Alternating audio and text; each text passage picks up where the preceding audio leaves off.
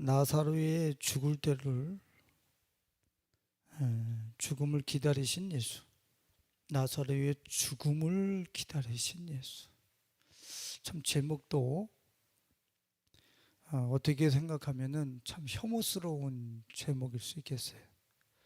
아니, 이건 뭐지? 마르다와 그 동생과 나사로를 사랑하시더니, 사랑하시면 어떻게 해야 돼요? 지금 나사로가 병들었다 하면 우리는 어떻게 합니까? 부랴부랴 빨리 올라가서 고쳐줘야죠. 치유해줘야죠. 근데 사랑하시더니 5절에 그렇게 해놓고 6절에 보면은 나사로가 병들었다 함을 들으시고 그 계시던 곳에 이틀을 더 유하시고. 이거 의도적이네. 아니, 나사로가 사랑하는 자가 아프면 어떻게 해야 돼요? 게을르면 돼요, 안 돼요? 그냥 우리 사람의 생각으로는 지금 빨리 올라가야지. 부랴부랴 사랑하는 사람이 아프다는데 일부러 주님은 어떻게 하시고 계신 것 같아요? 도리어 올라가는 일을 더디하시고 일부러 계획적으로 딜레이 시키시는 것 같단 말이야. 급해서 그 마르다가 마리아와 마르다 그 자매가 급해서 예수께 사람을 보냈는데, 그 소식을 듣고서도, 그 너희들의 소식을 듣고서 이틀을 더 유예. 이거는 주님께서 또 이틀을 더 유하시면서 올라가자 하신단 말이에요. 다시 유대로 가자 이렇게 말씀하시면서 뭐라 그러냐면 나사로가 잠들었도다. 곧 나사로가 죽었느니라 이렇게 말씀하신단 말이에요. 그러면 지금 주님께서는 나사로가 죽을 때까지 어떻게 했다라는 거예요? 일부러 시간을 지연시키고 일부러 그 시간을 사람이 원하는 방법, 사람이 요구하는 그 시간에 맞추지 않고 뭔가 계획이 있으셔서 시간을, 날짜를 뒤로 미루면서 이 나사로의 사건을 해결하시길 원하셨던 거죠. 그래서 어떻게 보면은 예수님은 나사로가 죽기를 바랬던 것 같아요. 바랬던 것 같아요가 아니라 주님은 나사로가 죽기를 원했고 그 죽음을 통해서 예수님께서는 뭔가 이 세상이 알지 못하는 새로운 세계를, 새로운 비전을 그 죽은 나사로를 통해서 이 시대에 보여주시기를 원하셨던 거죠. 그래서 주님께서는 오늘 본문 말씀에 읽지 않았지만 예수께서 그 너희들이 보낸 나사로의 병들었음을 이야기하는 그 소식을 듣고서는 뭐라고 말씀하시냐면 이 병은 죽을 병이 아니라 하나님의 영광을 위함이요 하나님의 아들이 이로 말미암아 영광을 받게 하려 함이라 하시니라. 뭔가 하나님의 광이, 하나님의 그 우리 인간으로서는 측량할 수 없는 새로운 일이 그 나사로의 병듦을 통하여 또 나사로의 죽음을 통하여 우리에게 나타나게 하기 위해서 지금 이러한 절망의 시간이 시작되고 있음을 주님께서는 말씀하고 계신단 말이에요. 그래서 우리들은 하나님께서 우리 삶 속에 지체하실 때가 있어요. 죽음과 같은 시간은 흘러가고 있는데 주님은 우리 사역과 삶 속에서 오시지 않아. 지체하시는 것 같아. 뭔가 우리 지금 마리아와 마르다에게는 지금 필요, 나사로가 예수님의 음성을 통하여 손길을 통하여 일어나는 게 그들의 필요고 그들의 원함인데 예수님은 오시지 않아.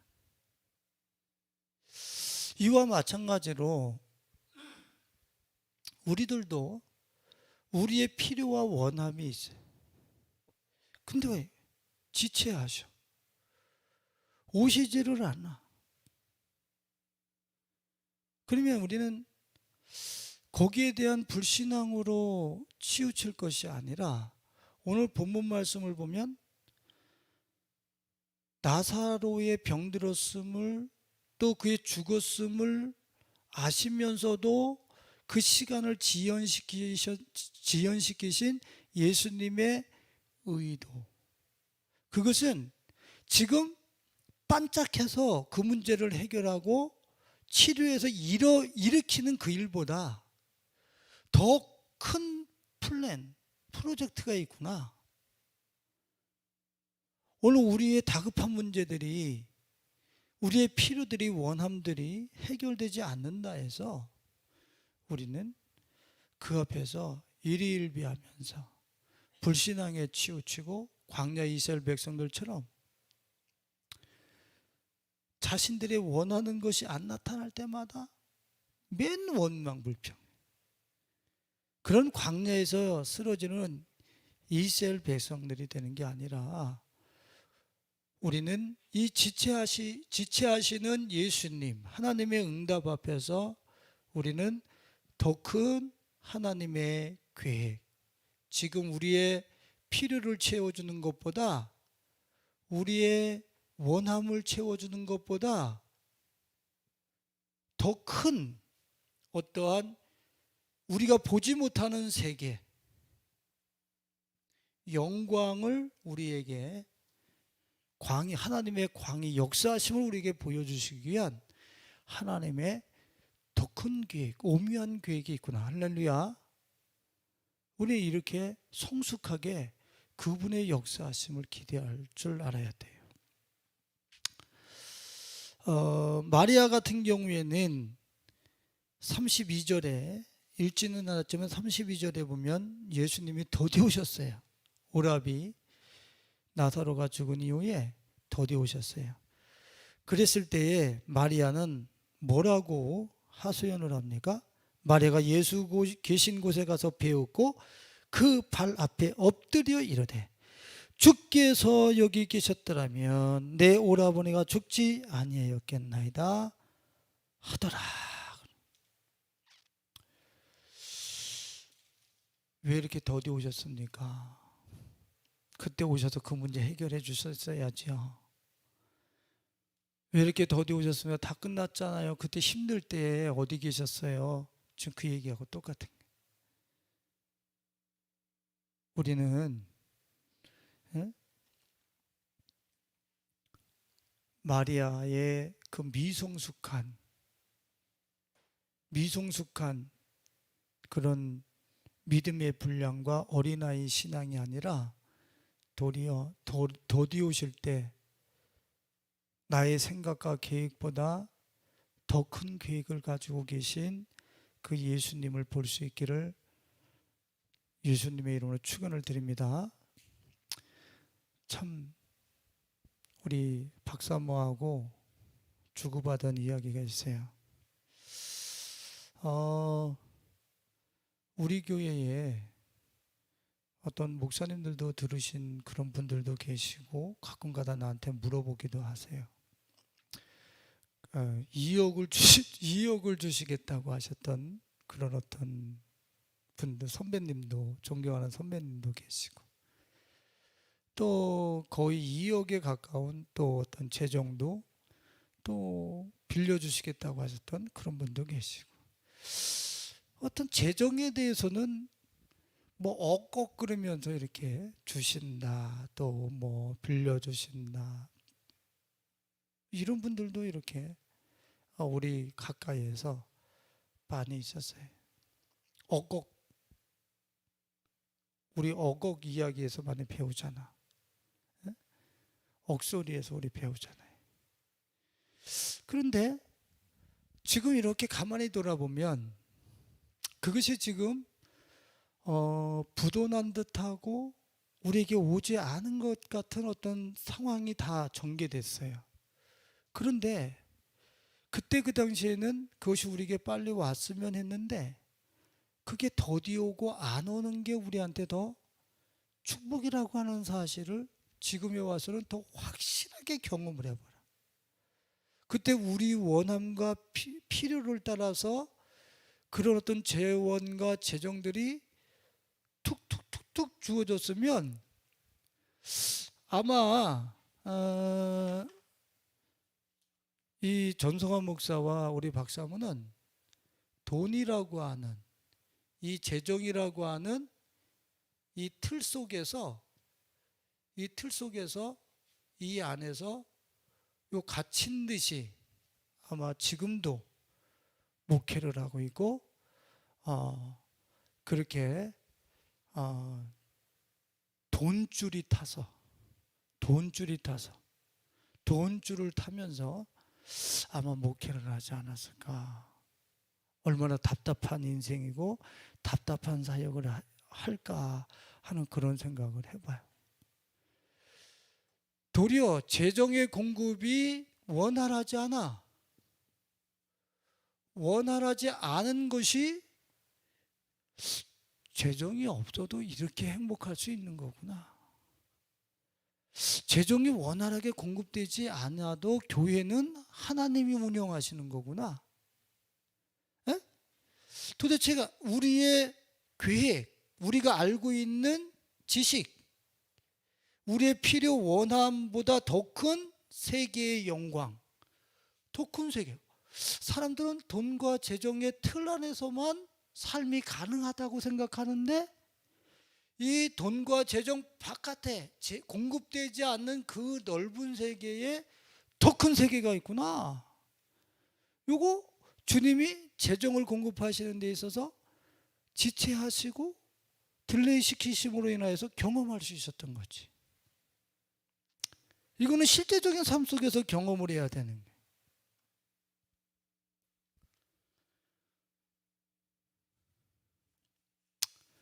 오늘 그 글을 하나 읽었는데 재미난 글이었어요. 개구리 한 마리가 우물 속에 살았어. 우물 속에 살면서 그 어린 개구리가 하늘을 쳐다보면서, 저 바깥에 저곳은 어떤 곳이지? 저 바깥에는 어떤 세계가 있는 거야? 늘 동경하면서.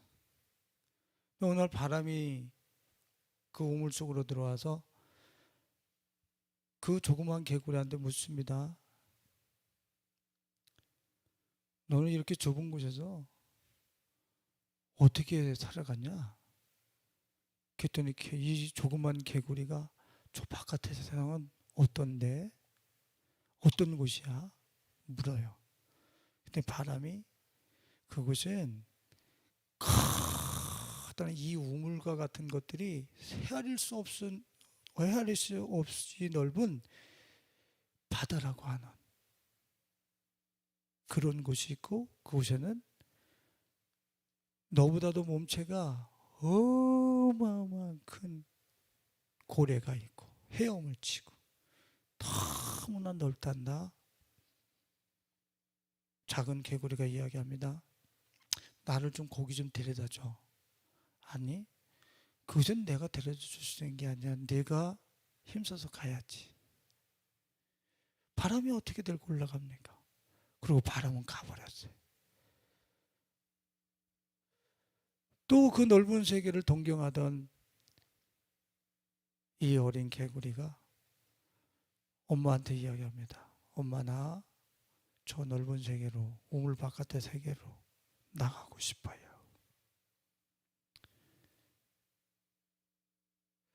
근데 엄마가 이야기해요. 저 바깥에는 뱀들이 있어. 우리들이 천적이지. 저것은 잡혀먹을 수도 있단다. 아니, 뱀이 두려워서 저 넓은 세계로 나가는 걸 포기할 수 없어요. 어느 날 두레박이 내려오는 그 모습을 보고 엄마가 두레박을 타고 물 바깥으로 나갈 수 있는 방법을 가르쳐줘요. 그리고 다시는 돌아오지 마라.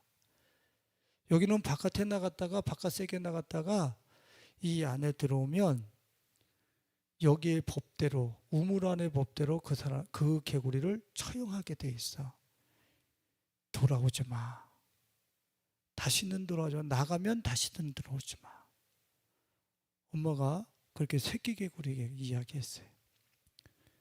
개구리가 두레박 위를 새벽에 내려온 그 두레박 안으로 들어가서 바깥으로 나갔습니다. 이야, 너무 넓은 세계야. 이렇게 이 우물 안에서는 맨 동그란 거 하늘 그것만 보고 살았는데 이렇게 넓은 세계가 있다니. 그 넓은 세계에서 살던 여자친구, 개구리 여자친구도 만나서 결혼하고 자식도 낳았대요. 그런데 너무너무 행복하게 살다 보니까 이 개구리가 우물로 돌아가야 되겠다는 생각이 드는 거예요. 왜 우물로 돌아갈 생각이 들었냐면 그 안에 우물 안의 세계가 전부인 줄 알고 살아가는 자기들의 가족들과 동료들이 너무 불쌍해 보여서 우물로 들어갔지. 들어가서 그곳에 가서 바깥으로 나갑시다. 더 넓은 세계가 있습니다. 바다와 고래가 있고 달려도 끝도 없는 그런 벌판이 요 바깥에 있습니다. 나갑시다. 근데 그 개구리가 검거가 돼서 결국에는 재판까지 받으면서 왜? 그 우물 안에서는 바깥에 외부의 세계가 나갔다 들어온 개구리는 사형이야. 그게 룰이야. 그래서 네 말을 취소하면 이곳에서 다시 살 수 있게 해주겠다 하면서 재판장이 끊임없이는 회유를 해요. 근데 끝까지 바깥에 이것보다 더 넓은 세계가 있습니다 라고 이야기를 함으로 인하여서 교수형에 처하게 되죠. 그 교수형에 처하기 위해서 이제 사형 선고를 하고 이제 마지막 교수대에서 이제 그 재판장이 그 개구리에게 한 번 더 물어요. 뭐라고 묻냐면 마지막이다. 네 말을 취소하고 바깥에 다른 세계가 있다라고 하는 것을 말하지 않고 내가 취소하면 사형 선고를 집행하지 않겠다. 사형을 집행하지 않겠다 그래. 이 개구리가 가만히 서 있다가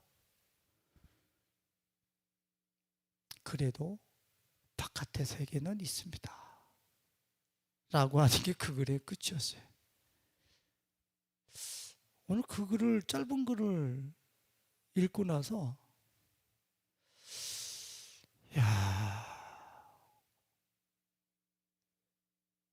이게 이 전성화 목사한테 엄청난 자극을 주더란 말이에요. 사람들은 재정이라고 하는, 돈이라고 하는 세계 안에서 이 세계가 전부 다라는 거예요. 근데 재정을 주님이, 예성교회에 하나님이 재정을 공급 안 하셨느냐? 아니, 아주 유효적절하게 꼭 필요할 때는 정확하게 전혀 부족함이 없도록 공급하셨어요. 근데 우리가 욕심으로 필요하고 원할 때, 우리가 꼭 필요하다고 생각되어지는 그때에 주님은 지체하셨어요. 희한하게. 이때는 더 급한데 지체를 하셨어요. 이런 어떤 정확하게 재정을 공급하시되 우리의 원함과 필요에 의해서는 지체하셨던 그분의 공급하심을 통해서 또 공급하시지 않는 듯한 그 상황 속에서 배운 게 뭐냐면, 그 개구리가 우물 바깥으로 나가서 재정이 없이도, 재정이 우리가 원하는 대로 공급되지 않고 채워지지 않아도 되는 저 돈 바깥에 더 넓은 세계가 있구나 라고 하는 것을 예수님께서는 이 전성화 목사와 우리 박사모에게 훈련을 시키셨어요. 우물 안에 그저 재정의 세계 안에서 그 바깥에 새로운 세계를 본 거예요. 에? 그 더 넓은 세계를 본 거예요. 재정은 우물 안의 개구리. 그 바깥에 나오면 재정이 없어도 살아가는 더 넓은 세계가 있었다. 이거를 보니까 이 우물 안에 있는, 재정의 우물 안에서 살아가고 있는 그 사람들을 보면 불쌍한 거예요. 불쌍한 거. 그 재정의 크고 많고 적음이 뭔 그래 영혼의 유익을 주는데? 응? 우리 문선욱 권사님이 모처럼 이렇게 우리 집에 오셔서 TV를 가끔 켜놓습니다. 그랬더니 우리 진이가 뭐라 그랬냐면, 우리 할머니가 오시니까 참 좋대. 왜 그랬더니 아침서부터 텔레비도 다 켜놓고 볼 수 있어가지고 좋다. 네? 뭐 할머니가 아침서부터 뭐 밤늦게까지 TV 보는 건 아닌데, 당신이 가끔가다 이렇게 심심하신 거 껐다 켰다 켰다 껐다 이렇게 하시니까 TV가 우리 집에서는 거의 먹통인데 켜져 있단 말이지. 그러니까 그럼 너 아침서부터 TV가 켜져 있는 게 좋냐 그랬더니, 아니 그게 아니라 그냥 나도 한번 그렇게 해보고 싶은 것이, 할머니가 오심으로 인해서 한번 그렇게 해보는 것이 좋다라는, 한번 해보는 것이 할머니가 오심으로 인해서 그런 얘기를 해요. 근데 뭐 우리 어머니께서 문선욱 권사님이 TV를 틀어놨으니 나도 이렇게 하다가 이렇게 보잖아. 이렇게. 근데 그 연속극이 뭔 연속극인지 모르겠어. 남편이 아내에게 목걸이, 그 아주 비싼 목걸이인가 봐요. 어때 그 목걸이를 자 하고 선물로 뜯어봐 하고 이렇게 선물을 하는 거예요. 딱 열어보니까 거기에 아주 뭐 금목걸이인지 뭔지 난 자세는 모르지만 비싼 게 탁 열렸어요. 깜짝 놀라면서 좋아하는 거예요. 근데 내가 그 장면을 보면서 말이야, 내 마음이 한 개도 금목걸이를 남편이 아내에게 사다 줘서 좋겠다, 이런 생각이 단 1mm도 안 들어가는 거예요. 그 금과 은이 그 아내의 영혼에게 어떤 유익이 있는데, 그 금과 은이 목에 걸린들 그 사람의 가치를 대변할 수 있는가? 그 금과 은이? 사람들은 금과 은의 세계에 갇혀가지고 금금금금금 은는는는 거기서 살아가는 거예요. 거기서 그 우물 안에서 살아가는 거예요. 그런데 그 금과 은의 세계, 그 우물의 세계에서 바깥으로 나와본 사람들, 도리어 그런 것들에 어떤 지체됨, 내게 원하는 대로 속기속기 공급되어지지 아니한 그러한, 이 세상 사람들이 보면은 가난한 듯한 그런 삶 속에 도리어 놀라운 세계, 금, 은 바깥에 더 가치 있는 세계, 더 소중한 것이 있는 세계, 더 영원한 것이 있는 세계, 그것을 볼 수 있는 안목과 그런 지혜가, 지식이 이 주의 종들에게 학습되어졌다. 얼마나 감사한지 모르겠어요. 그렇습니다. 오늘 우리에게 하나님께서 더디 오실 수 있어야, 지체하실 수 있어야, 지금이 꼭 필요할 때인데, 지금이 우리 원함의 바로 그때인데 주님이 안 오실 수도 있어요. 지체하실 수도 있어요. 그러나 우리는 우리보다 더 높은 플랜, 더 큰 프로젝트를 가지고 우리에게 다가오시는 그 하나님의 계획을 향하여 고개를 들고 그분을 기대할 줄 아는 성숙한 크리스찬들이 될 수 있길 예수님의 이름으로 축원을 드립니다. 이 지체하실 때 우리의 필요와 원함이 공급되어지지 않고 맞춤형으로 오지 않는 것 같은 그 시점일 때, 우리들은 이 지체될 때 우리는 고개를 들어서 주님을 바라봐야 돼요. 주님을 바라봐. 그분의 플랜과 그분의 프로젝트를 바라보면서 우리는 어떻게 합니까? 그분을 신뢰하는 게, 신뢰. 부도났네. 이게 아니야. 지금 오지 않는 그 사건이 공급되지 않는 그 사건이, 지체하시는 그 사건이 뭘로 귀결되어지고 완성되어지는가를 이렇게 쭉 그분을 신뢰하면서 귀결되어지고 완결되어질 때까지 우리는 그분을 신뢰하면서 따라가야 돼. 네?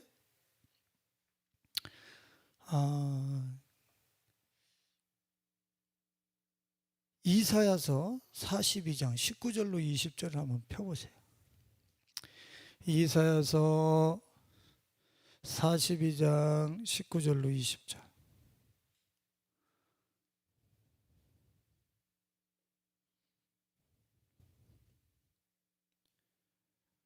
같이 읽어봅니다. 맹인이 누구냐? 내 종이 아니냐? 누가 내가 보내는 내 사자같이 못 듣는 자겠느냐? 누가 내게 충성된 자같이 맹인이겠느냐? 누가 여호와의 종같이 맹인이겠느냐?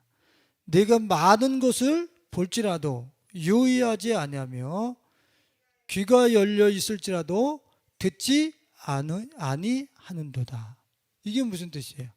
지금 누가 내 종만큼 맹인이냐 귀머거리냐, 이 말씀을 하실 때 그 종이 목사다, 선지자다, 이 얘기가 아니라 하나님이 불러세운 이스라엘 백성들, 하나님의 그 많은 기적과 일하심, 그분의 신실하심을 보면서도 어떻게 한다고요? 내가 많은 것을 볼지라도 유의하지 아니하며 귀가 열려 있을지라도 듣지 아니하는도다. 그러니까 주님이 오늘 나에게 지체를 하셔. 그러면 지체하시는 그분의 그 일하심을 이렇게 보면서 쭉 어떻게 귀결되는가 완결되는가 신뢰하고 완결됨까지 이렇게 쭉 지켜봐야 되는데, 주님이 지체하셔? 응답 안 하셨네. 부도난 거지 뭐. 그리고 이거 잊어버려. 그리고 다른 일에 분주하게 나가서 뭐 자식 걱정해야 되고 또 뭐 돈 버는 거 다른 일 해야 되고, 아니 지금 응답 안 하신 것이, 지체하신 것이 어떻게 완결되어지는가, 그거를 이렇게 쭉 보면서 이게 이렇게 완결되는 거구나. 지금 지체하신 것이 이렇게 물질과 금은 보화의 다른 바깥의 사역을, 세계를 우리에게 열어주시는 방법이었었구나. 지체됨을 통해서 뭔가를 완결되는 걸 봐야 되는데, 지체되고 우리에게 오지 않으면 묻어난 거야. 그게 어떻게 이어지는지 예의주시하지 않아. 주님이 그걸 통해서 분명히 뭐 어떤 일을 하시고 말씀을 하시고 계시는데 그런 건 듣지 않아. 그냥 오직 내가 원함과 내가 바라는 것만 또 다른 작업을 하면서 분주하게 살다 보니까 하나님께서 침묵하시면서 일하시는 그분의 세밀한 디테일한 역사와 그 큰 플랜, 우리의 눈과 우리의 가치관으로는 도대체가 만져볼 수 없는 그 어마어마한 영광의 세계와 광의를 우리는 만져보지도 못해. 실제적이에요. 진짜로. 주님이 지체하실 때 그 지체됨이 어떻게 완결되는가 보면서 신뢰하면서 그 완결됨을 봐야 되는데 너무 분주해. 응답 안 하셨어. 그 집 응답 안 하셨어. 그 학교 응답 안 하셨어. 응답 안 하셨는데 어떻게 했다고? 응답 안 하셔서 그것이 어떻게 귀결되고 완결돼서 어떻게 우리에게 큰 영광이 드러난지 그걸 그쪽까지 이렇게 신뢰하면서 지나가 봤어요? 아, 신뢰하지 않아. 그냥 또 다른 욕심을 또 불태우면서 그거 응답해달라고 그러고 어떻게 하다가 주님이 불쌍해서 그거 코드 맞춰주면 축복받았다, 응답받았다. 정말 하나님께서 이 세상 가운데서 일하시고 계신 그 역사와 흔적을 우리는 그분을 신뢰하지 못함으로 인해서 끝까지 신뢰하지 못함으로 인해서 우리는 그분의 일하심을 놓쳐버리는, 그분의 큰 계획을 놓쳐버리는 그런 경우가 얼마나 많은지 모르겠어요.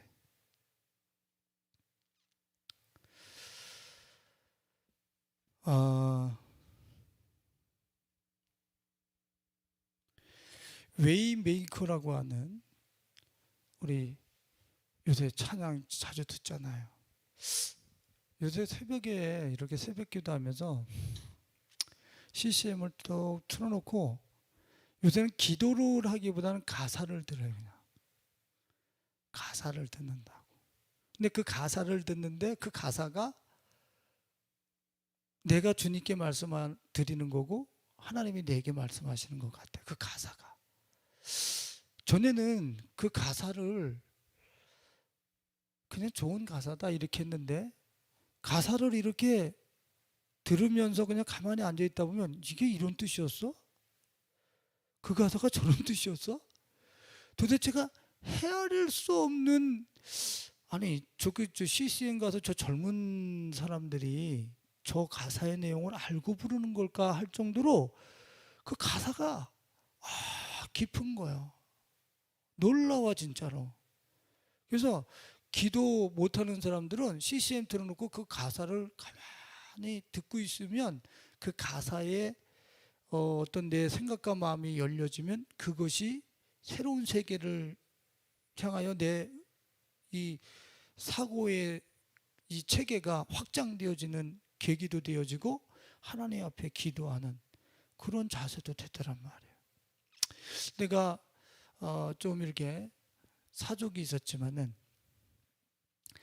그 웨이메이커 찬양 중에 가사 아주 가슴에 계속 툭툭툭툭 들을 때마다 내 가슴을 놓고 하는 가사, 그 대목이 있는데 주의 일하심을 볼 수 없어도, 주의 일하심을 알 수 없어도 주는 결코 멈추지 않네. 주는 결코 멈추지 않네. 새 길을 행하시는 주. 주의 일하심을 볼 수 없어. 지체하셔서 주의 일하심을 볼 수 없어. 주의 일하심을 알 수가 없어. 그런데 어떻게 해요? 주는 결코 멈추지 않네. 결코 멈추지 않네. 나는 그 찬양 가사가 얼마나 가슴 속에 진리로 박히는지 모르겠어요. 막힌 것 같고 지금의 이런 상황 속에서 주님은 전혀 일하시지 않는 것 같은데 여전히 세기를 만드시고 계시는 그 하나님, 여전히. 그래서 그분을 신뢰해. 할렐루야. 네? 여전히 신뢰해. 그럼 불통이 어디 있어? 불통이 어디 있어? 여전히 일하시는 주, 여전히 세기를 여시는 주, 지체하시고 일을 안 하시는 것 같은 그 부분을 보면서 이게 어떻게 완결되어지는가, 완성되어지는가를 신뢰하고 쭉 지켜보는 사람은 주의 일하심이 보이지 않고 주의 일하심을 알 수 없는 그런 상황 속에서도 여전히 그 배 위에서 열심히 우리를 위해서 길을 여시는 그분이 보여. 할렐루야. 오늘 나사로의 그 필요와 원함을 따라 움직이시지 아니하셨던 예수, 지체하셨던 그 예수를 통해서 우리는 더 큰 하나님의 영광을 드러내시길 원하시는 예수의 그 플랜을 볼 줄 알고, 그 플랜을 보면서 우리는 그때가 우리 앞에 드러나고 나타나기까지 우리는 그분을 신뢰하고 기다릴 줄 아는, 신뢰하고 그분을 바라볼 줄 아는 우리 가족들이 되실 수 있기를 예수님의 이름으로 축원을 드립니다. 그래서 시편 37편 7절로 11절 한번 봐보겠어요. 시편 37편 7절로 11절 말씀.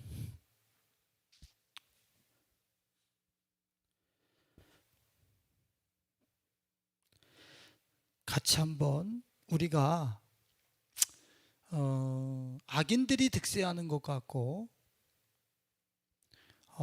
그리고 우리의 원함과 필요가 제대로 공급되지 않는 것 같을 때에 주님이 우리에게 요구하시는 자세가 있어요. 이 시인이 성령의 감동하심을 통해서 고백해내는데 7절과 11절 같이 읽어봅니다. 여호와 앞에 잠잠하고 참고 기다리라. 자기 길이 형통하며 악한 꾀를 이루는 자 때문에 불평하지 말지어다. 분을 그치고 노를 버리며 불평하지 말라. 오히려 악을 만들 뿐이라. 진실로 악을 행하는 자들은 끊어질 것이나 여호와를 소망하는 자들은 땅을 차지하리로다. 잠시 후에는 악인이 없어지리니 내가 그곳을 자세히 살필지라도 없으리로다.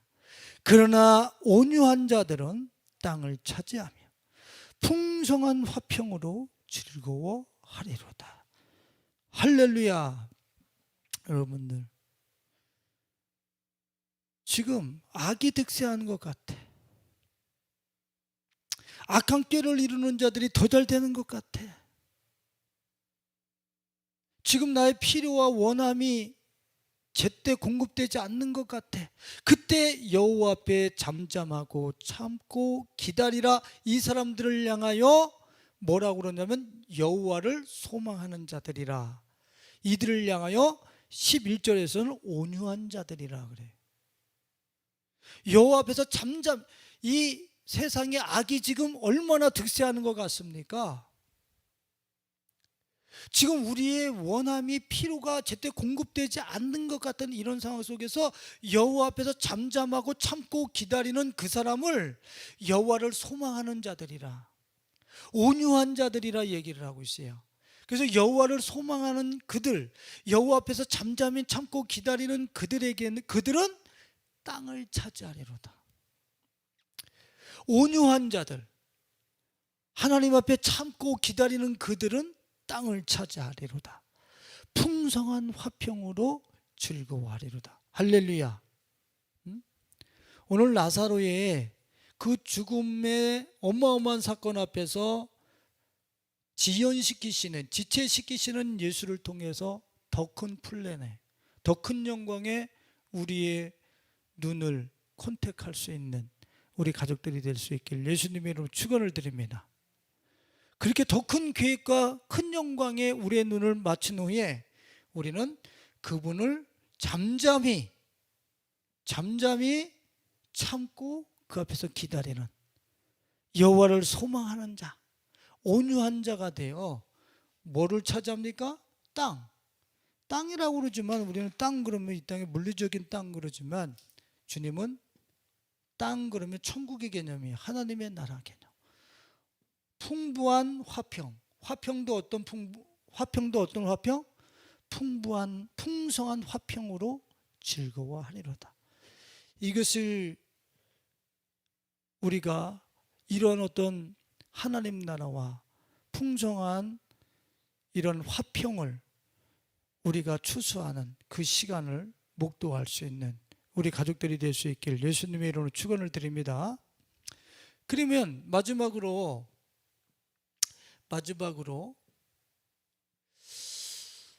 아니, 예수님이 지체하셨어. 뭔가를 플랜을 갖고 계신데, 어떤 프로젝트를 갖고 계시다는 거야. 우리보다 더 큰 하나님의 영광과 광의를 드러낼 수 있는 그 다른 세계를 보여줄 수 있는 그런 플랜을 갖고 계시다는 거예요. 그러면 예수님께서는 어떤 플랜을 갖고 계신 거예요? 어떤 플랜을? 주님께서 11절에 보니까 뭐라고 말씀하셨습니까? 이 말씀을 하신 후에 또 이르시되 우리 친구 나사로가 잠들었도다. 그러나 내가 깨우러 가노라 그래요. 이건 무슨 소리입니까? 제자들은 잠자는 사람 깨우러 간다, 낫게 하러 가시는가 보다 이렇게 이야기했는데, 예수님께서는 이 말씀은 무엇을 상징하고 뭐를 상징적으로 얘기하신 거예요? 죽은 것을 일으키러 가신다 그랬죠. 예수님의 플랜이 있어요. 그분이 나사로를 통해서 우리에게 보여주시려고 하신 새로운 세계 질서가 있어요. 그것이 뭐냐면 죽음 이 안에서 부활 생명이 준비될 수 있다라고 하는 사실을, 희한한 세계를 우리에게 보여주시고 싶으셨던 거예요. 잘 들어봐요. 우리 육체는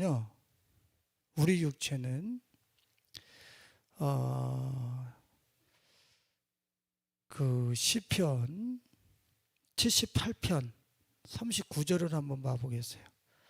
시편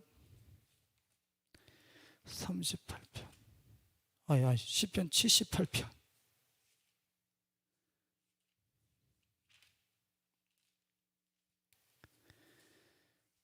39절.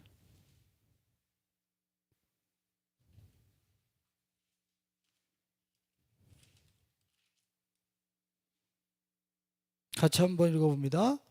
그들은 육체이며 가고 다시 돌아오지 못하는 바람임을 기억하셨습니다. 그래요. 우리는 나사로처럼 썩어질 육체임을, 그들은 육체이며 그래요. 가고 다시 돌아오지 못하는 바람임을 기억하셨습니다.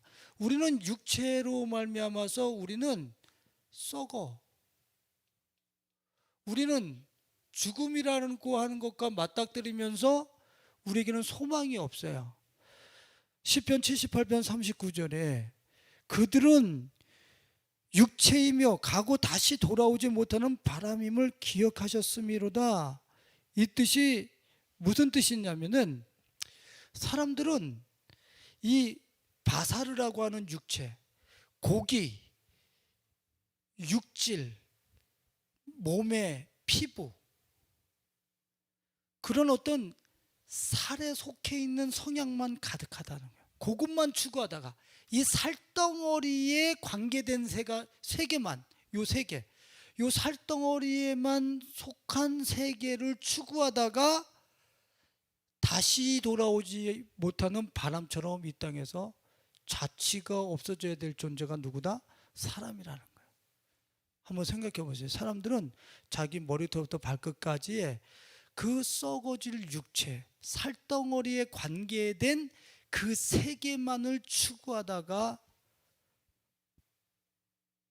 그들은 다시 오지 못할 바람처럼 그렇게 이 세상에서 지워져 버릴 존재죠. 누구처럼? 나사로처럼 죽음에 직면할 수밖에 없는, 이 땅에서 흔적도 없이 사라져야 되는 고깃덩어리, 바사르, 육체, 살, 피부, 거기에 관계된 것만 추구하다가 바람처럼 사라져야 될 그런 존재가 인간이라는 거예요. 우리 오감과 육감에 관계되지, 육감이 아니지, 오감에 관계된 그 세 개만 추구하다가 어느 날 바람처럼 없어져야 될 존재. 이걸 개역 한글에서는 어떻게, 저는 이 개역 한글이, 개역 개정보다 개역 한글이 더, 저는 이 해석이 내 마음속에 와서 닿아요. 개역 한글에서는 이 39절 말씀을, 시편 78편 39절 말씀을 어떻게 표현하냐면, 저희는 육체뿐이라 가고 다시 오지 못하는 바람임을 기억하셨음이로다. 저희는 육체이며, 이거보다 저희는 육체뿐이라. 육체뿐이라. 가진 것이라고는 썩어질 살뿐이라는 거예요. 의리하고 신뢰하고 사는 것이 썩어질 것밖에 없다는 거예요. 육체뿐이라. 썩어질 것. 저들이 의리하고 그렇게 값지다라고 하는 그 모든 것들이 육체뿐이라, 썩어질 살덩어리뿐이라, 그것만을 의지하다가 다시 오지 못하는 바람임을 기억하셨습니다. 모든 사람들은 이 육체, 이것에 관계된 썩어질 것만을 의뢰하다가 바람처럼 이 땅에서 제거되어야 될 존재예요. 근데 주님이 이 나사로의 그 죽음의 몸뚱아리 안에서 주님께서 하나님의 영광을 드러내십니다. 나사로야, 나오라. 그를 풀어놓아 다니게 하라. 그 썩어질, 이것은 상징인 거예요. 그 썩어질 살덩어리를, 그 세 개만을 추구하고 살다가 바람과 같이 흔적도 없이 사라져야 될 그 존재, 그 존재 안에서 새로운 생명, 부활의 생명을 불러일으키시는 분이 누구다? 예수 그리스도라는 거예요. 할렐루야. 그 영광을 보여주고 싶어요. 이 부활의 영광. 죽을 몸뚱아리 안에서 썩어질 몸뚱아리, 썩어질 것만 의리하고 살다가 바람처럼 사라질 그 존재 안에 영원한 부활의 영광, 이것을 우리에게 주고 싶고 보여주고 싶으셔서 예수님께서는 우리의 바람과 원함과 필요함에, 우리의 욕망에 바로바로 응답하시는 것이 아니라 지체하시고 더 큰 프로젝트를 가지고 우리에게 다가오고 계신다라고 하는 사실을 우리들은 알아야 돼. 요한복음 5장 28절과 29절을 봅니다. 요한복음 5장 28절과 29절 같이 읽어봅니다. 요한복음 5장 28절과 29절 말씀 같이 읽어봐요. 이를 놀랍게 여기지 말라. 무덤 속에 있는 자가 다 그의 음성을 들을 때가 오나니, 선한 일을 행한 자는 생명의 부활로, 악한 일을 행한 자는 심판의 부활로 나오리라. 전에 내가 분명히 말씀드렸어요. 이거는 예수님이 재림을 하시고 오실 때 그 2차적인 부활의 사건을 얘기하는 게 아니에요. 그때도 무덤 속에 잠자던 자들이 주님의 음성을 듣고 심판의 부활로 내지는 생명의 부활로 나올 겁니다. 2차적인 그런 어떤 주님의 재림 때도. 근데 지금 요한복음 5장 28절과 29절의 말씀은 예수님이 오신 그 당대에 무덤 속에 어디에 죽음, 나사로와 같이 썩을 육체, 이미 죽은 그 시신 안에서 썩어질 것만 의뢰하고 살아가는 그 사람들 중에서 주님의 음성을 듣고 생명의 부활로 나오는 사람들이 있을 것이고, 그 무덤화 되어져 있는 시체와 시신화 되어져 있는 그 몸에서 심판의 부활로 나오는 사람들이 있을 거란 말이에요. 지금 이 몸뚱아리를 주님은 시신이 아니라 무덤으로 이야기를 하고 있는, 그 무덤 속에서 주님의 음성을 들을 사람들이 있다라는 거예요. 그 음성을 듣고 그 음성을 따라서 부활의 생명으로 나오는 사람이 있을 것이고, 생명의 부활로 나오는 사람이 있을 것이고, 심판받기 위해서 그 몸뚱아리를 빠져나오는 사람도 있을 거라는 거예요. 그게 1차적인 말씀이에요. 요한복음 5장 28절과 29절의 말씀. 우리 안에 이 영원히 썩어지고 영원히 바람처럼 흔적도 없이 이 세상에서 삭제되어져야 될 이 연약한 육체뿐인 우리 안에서 영원한 생명을 탄생시키시고, 영원한 생명을 이 안에서 새롭게 출생시키시고 새롭게 나오시게 하시려고 하시는 이 예수님의 계획에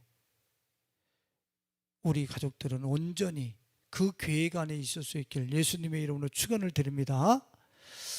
오늘 말씀을 읽을 준비하다가 갑자기 동충하초라고 하는 것이 생각이 나는 거예요. 동충하초가 다시 생각이 나는 거예요. 동충하초가 뭐예요? 동충하초라고 하는 버섯 세균이 있어요. 버섯 세균이. 동충하초라고 하는 세균이 있는데 그 버섯 세균이에요. 그 세균이 곤충한테 날아가는 거야. 곤충한테 날아가서 곤충 안으로 들어갑니다. 들어가서 그 안에서 그 곤충의 그 어떤 그 가지고 있는 에너지라든가 그 어떤 영양분들을 자양분 삼아서 그 곤충 안에서 버섯을 키워내는 거예요. 그러니까 어떻게 보면 동물이기도 하고 어떻게 보면 식물이기도 한, 동물 안에서부터 이 동충하초라고 하는 이 벌레 안에서, 곤충 안에서 이 동충하초라고 하는 것이 자라난단 말이에요. 그것이 참 재미나게도 뭐 진시황이라든가 양귀비 이런 사람들이 젊음을 영원토록 갖고 싶어서 그 동충하초를 즐겨 먹었다고 그래요. 그리고 영원히 부패되지 않는 그러한 그 자신의 시신이 영원히 부패되지 않기를 원하는 마음에서 동충하초를 그 자기 묘지에다가 갖다 두게 하는 그러한 어떤 왕들도 있었다고 그래요. 그러니까 동충하초가 영원 늙지 않는 이러한 어떤 그런 건강을 소유하게 하는, 아름다움을 지속시키는 그러한 어떤 버섯이라고 얘기를 해요. 그래서 요새 내가 여기 서서 동충하초 선전하려고 쓴 게 아니라, 동충하초의 그 세균이 그 곤충에게 들어가면 겨울 동안에는 그 안에서 가만히 있다가 봄이 되고 여름이 되면 그 안에서 그 곤충의 모든 몸을 다 에너지원으로 삼아가지고 영원한 그 건강과 아름다움을 지속할 수 있는 그런 에너지를 뿜어내면서 동충하초가 생겨나기 시작한다는 거예요. 근데 내가 그걸 가만히 읽으면서 재미난 표현이었었던 거예요. 예수 그리스도의 생명이 이 죽을 육체에, 어차피 흙으로 돌아갈 이 육체에, 육체뿐인 이 인생에 이 몸뚱아리에 그 동충하초와 같은 영원과 영원 불멸과 영원한 건강과 아름다움 같은 그 예수의 생명이 싹 뿌려져요. 뿌려지고 없는 것 같아.